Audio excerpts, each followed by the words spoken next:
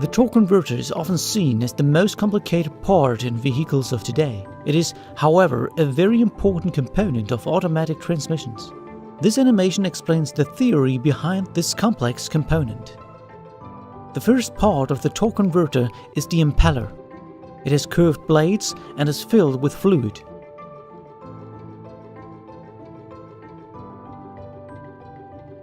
When the impeller spins, the fluid will be thrown outwards by centrifugal forces caused by the rotation of the impeller. The faster the impeller rotates, the higher the centrifugal forces.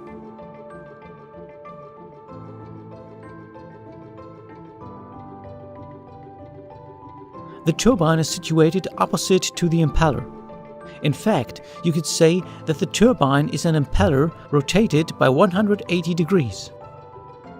The fluid flow from the impeller is directed over the blades of the turbine, so the turbine rotates. The blades colored in red are those of the impeller. The yellow ones are those of the turbine. Here we can see that the yellow blades of the turbine are much slower than those of the impeller, because, for example, torque conversion and energy losses between impeller and turbine take place. Let's have a closer look on the flow of the fluid.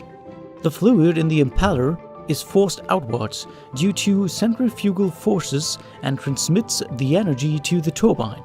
The turbine's blades are installed in such a way as to allow the fluid to flow to the inner part of the turbine and in the impeller.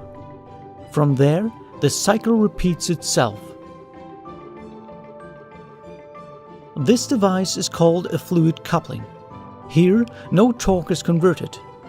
To convert torque, another special feature is necessary: the stator, which is interposed between the impeller and the turbine. The fluid flows through the turbine to the stator. The stator's curved blades turn the fluid flow at an angle of almost 90 degrees. The result is a multiplication in torque because the fluid flows back more slowly. The impeller is mounted to the housing, and the housing is connected to the engine. Consequently, the impeller receives the mechanical energy produced by the engine. In general, torque converters use a lockup clutch that will be explained later on, and a turbine output shaft that connects the turbine to the transmission and the wheels of the vehicle.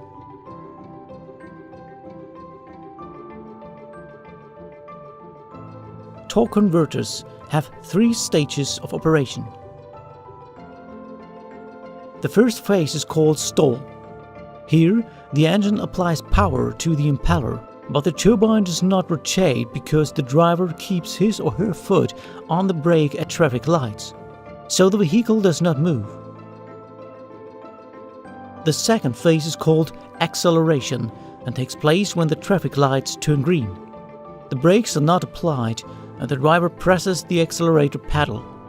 Consequently, the impeller rotates faster, but there is a relatively large difference between impeller and turbine speed. Under this condition, the converter produces torque multiplication. For acceleration, this torque multiplication is needed.